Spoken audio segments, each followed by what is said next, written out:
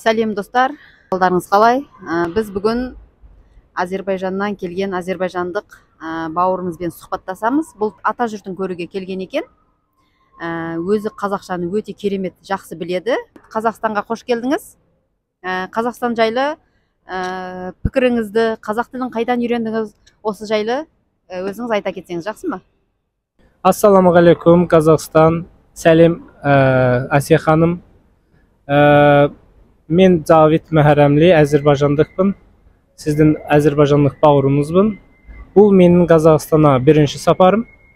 Енді негізі мен Қазақстанды өзімді турист ретінде, турист сияқты сезінбеймін. Өзімді басқа өзге ұлт өкілі сезінбеймін. Себебі осы жер біздің бүкіл түріктерін ата мекені, ата жұрты. Мен көптен бері Қазақстана бару үшін армандап жүрдім. Құдайға шүкір, биыл енді бізге нәсіп болды. Өзім қазақ тілін 2015 жылынан бастап үйренуге бастадым. Қазақ тілі басында мен үшін өте қиын болмады. Себебі тілдеріміздің түбі бір. Сол себептен мен үшін оңай болды. Бірінші рет 3 ай мен үшін жетті қазақ тілін меңгеру үшін. Кейбір фонетикалық айырмашылықтар бар, мен әрқашан оны айтам. Кейбір сөздік айырмашылықтары бар. Бірақ жалпы қарасақ, қазақ тілі біз әзербайжандықтар үшін өте қиын емес. Бірінші Ақтаудан бастап келдіңіз, Ақтауға, Бакуден Ақтауға келдіңіз. Ақтаудан Ақтөбеге келдіңіз. Алматыға бардыңыз, Астанаға, одан кейін Семейге жетпедіңіз, сол жақта бір ауылға бардым дедіңіз, Жалпы Қазақстанда осылай бір қаладан екінші қалаға жүргенде кейде самолетпен де ұштыңыз, ұшақпен де, кейде таксимен де жүрдіңіз. Жалпы Қазақстанның ішінде қызмет көрсету сапасы қандай екен? Жаңағы сервис дейміз ғой енді. Таксилар қымбат алды ма, жолақылары қандай екен, тамақтары қалай екен, сол жайлы айта кетсеңіз. Енді сервис туралы айттым.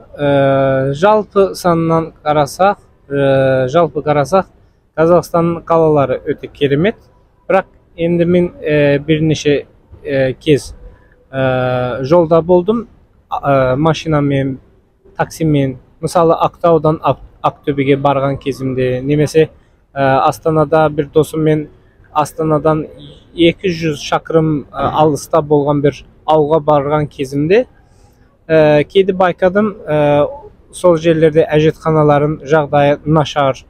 Енді мен бауыр мемлекеттің азаматы ретінде келсем де, мен үшін сондай олар проблема болмаса да, енді мен сондай нәрселері проблема ретінде көрмеймін. Бірақ басқа мемлекеттердің туристер келсе, олар үшін ол сондай нашар әжетханалар, сондай нашар сервис жақсы емес.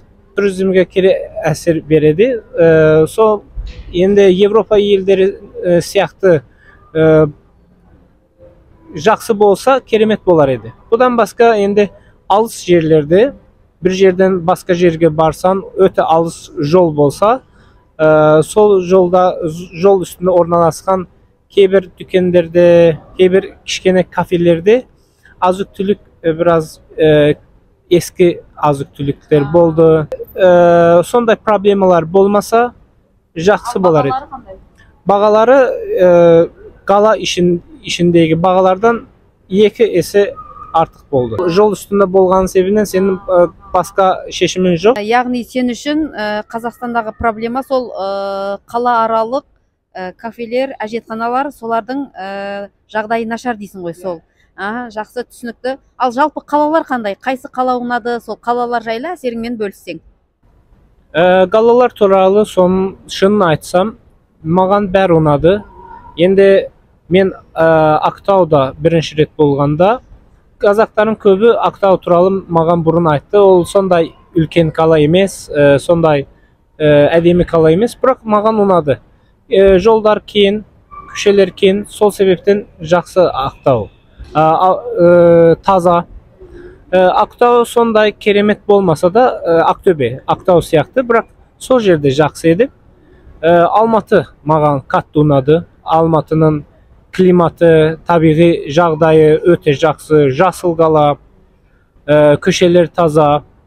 Мысалы Алматыда болған кезде қазақ достарым маған айтты, Астана Алматы сияқты болмауы мүмкін, ол жаңа қала, ол жерде бәрі адам қолымен жасалған.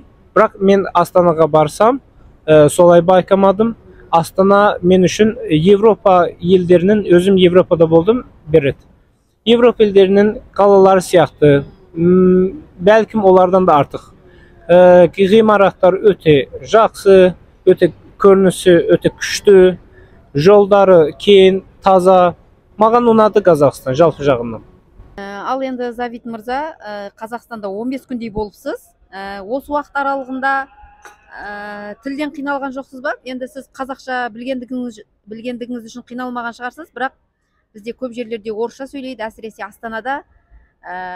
Осы жағынан сізде қиыншылық болды ма? Осы жағын айта кетсеңіз. Енді тіл туралы қайсы қиыншылықтар болды, маған ұнамайтын нәрселер болды. Мен негізі Қазақстанда әсіресе үлкен қалаларда біреуіне жақындасып бір нәрсе сұрасам, кеңес алуға тырыссам, қазақша сөйлесем, олар маған түрімнің қазақ болмағанын көріп, шетелден келгенімді көріп, орыс тіліне жауап берді көпшілік.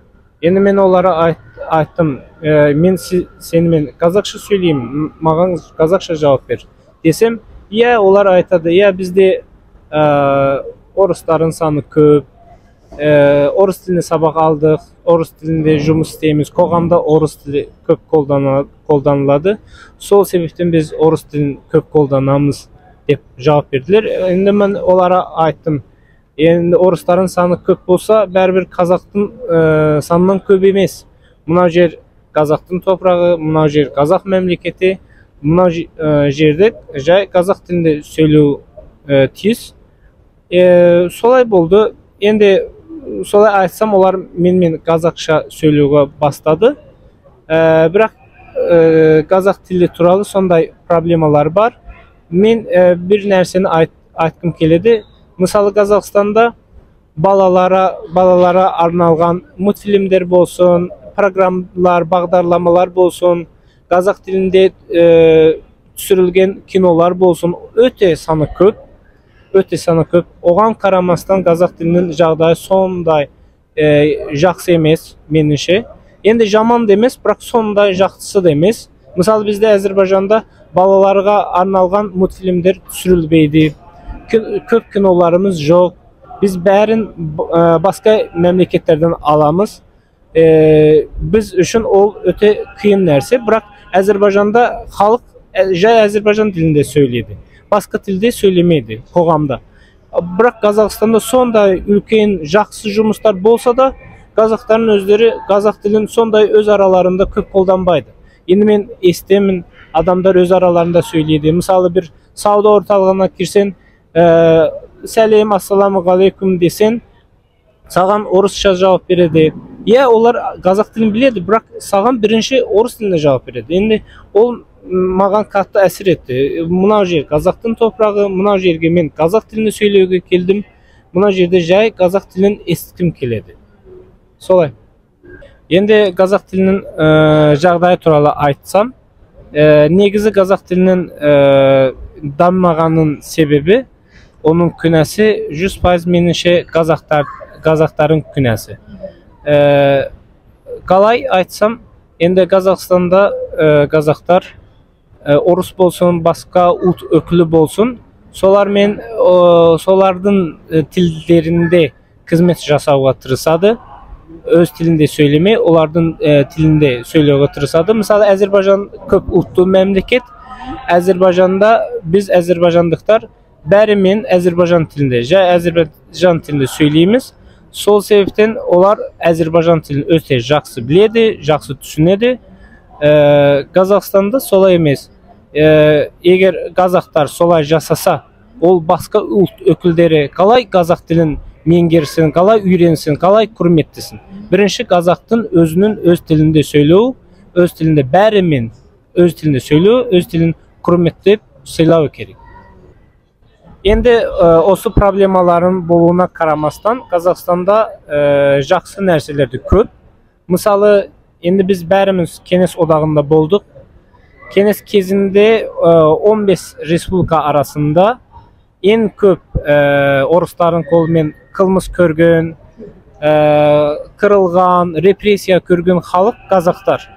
Endi biz жақсы bilemiz, aşaşılık kezinde 4 milyon Kazak açtan kırıldı. Köpçülük elden ketdi, konus avdardı. Repressiya öte jaman repressiyanın əseri var Kazakhstanda. Bunun bärini жақсы bilemiz. Bırak soğan karamasdan Kazakhstanda men bir närseni baykadım. Kazaklar öz salt dəsturun öte жақсы korgagan. Olar misalı balalarına Kazakça atlar beredi, ultluk atlar köp beredi.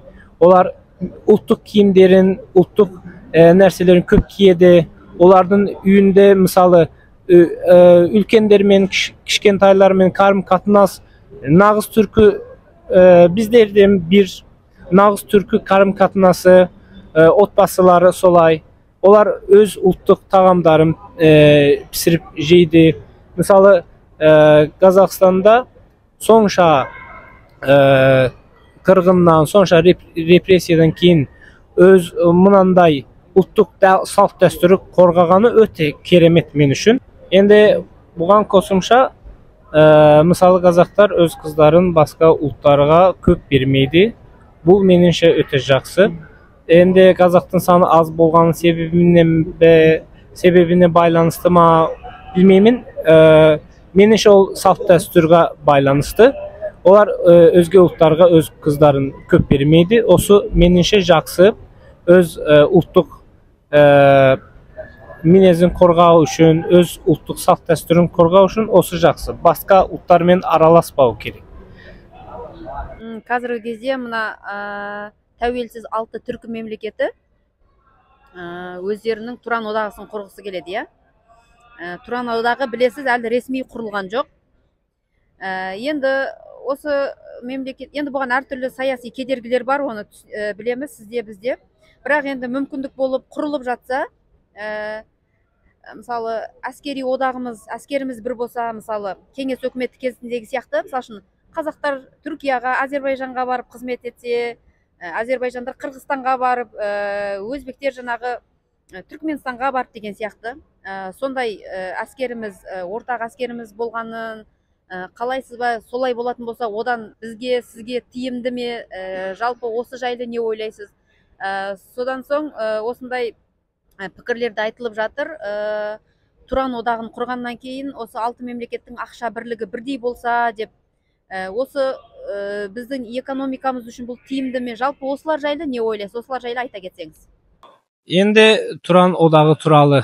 O negizi bükül Türk balalarının karapayım bolsun, birlikte bolsun, endi ultluk sana sezimi jogarı bolgan adamların bärinin armanı. Bu armandan başka kajettilik.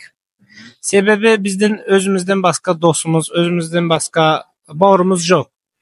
Bäri bizden topraktan, bizden memleketlerden paydalanı üçün bizden жақсы boladı. Bırak bizden bu armanımızdağı odak başkaşa boladı. Bu bizim özümüzün kajettiligimiz, özümüzün armanımız. Endi bu Turan odağı kalay boladı. Men onu solay oylam. Bu Avrupa odağı siyahtı bir odak bolsa, ekonomikalık jağından aytarım. O keremet boladı. Mesela bizden memleketler arasında şekara bolmadı. Endi jalpı Turan odağı azamatının bir pasportu boladı. Viza kerek emes. Gün keyin bizden bir akşamız boladı. Bir akşam bolsa bir ekonomika degeni. Ekonomika birikse, endi keyber Türkü memleketlerinin kanday aytsam resursları köp, keyberinin resursları az. Solay bolsa bärimiz üçün жақсы boladı. Bir birikken ekonomika, birikken küç bärimiz üçün жақсы. Endi armiya jağından karasak, bu da öte ülken kajettilik bizge kerek. Sebebi кейбір məmləkətlərin armiya жағından təcrübəsi көп. Mesela Azərbaycan, Türkiyə armiyasının təcrübəsi көп bolğanın səbəbindən, жоғары bolğanın səbəbindən mıqtı armiyalar var. Кейбірlərinin təcrübəsi az. İndi bizdən bir Turan odağı aslında bir armiyamız payda bolsa, NATO siyahtı. Türkünün NATO'su siyahtı. O öte ülkün bir kuş payda boladı ondan. Indi bizden başkalarının topraklarında közümüz yok. Bizden jay aytarımız, jay kalağanımız öz topraklarımızda, öz memleketlerimizde mıktı yetip öz topraklarımızı korgav. Endi ekonomikалық жағынан да, askeri жағынан da osындай bir odak bolsa keremet болады. Endi men öz oyum memleketlerin bäri tevsiz bolsun. Bärinin öz birliği bolsun, öz bayrağı bolsun. Birak bir odakta Avrupa Birliği siyahtı, NATO siyahtı iki nemesi bir odakta birigip bir bolumuz gerek. Solay bolsa bizim bolашağımız aşık, bolашақ bizdeki. Solay bolsa. Енді қазақ халқына деген тілегіңіз болса, айтып кетсеңіз болады. Men жалпы қазақ халқына ризамын. Meni batısından шығысына дейін барлық жерінде өте жақсы сыйлап, құрметтеп, қабылдаdılar. Көп адам қонаққа шақырды. Бәріне ризамын, бәріне сәлем жолдаймын. Özümde осы жерде басқа ұлт, өзге ұлт өкілі сияқты сезінбеймін. Әрқашан солай ойладым. Енді шын өмірде de соны көрдім. Сол себептен мен қазақ халқына өте ризамын. Azərbaycan халқына қандай жақсылықты тілесем, оны қазақ халқына да тілеймін. Енді Құдай сақтасын, соғыс сияқты нәрселер, қауіпті нәрселер болмасын. Бірақ мен өзім екінші Қарабақ соғысында соғыстым. Сондай соғыс тәжірибелерім де бар. Енді Қазақстанда бір қиыншылық болса, Құдай сақтасын. Biz Қазақстанды да қорғауға дайынбыз. Allah жар болсын. Құдай сіздерді сақтасын. Рахмет. Рахмет.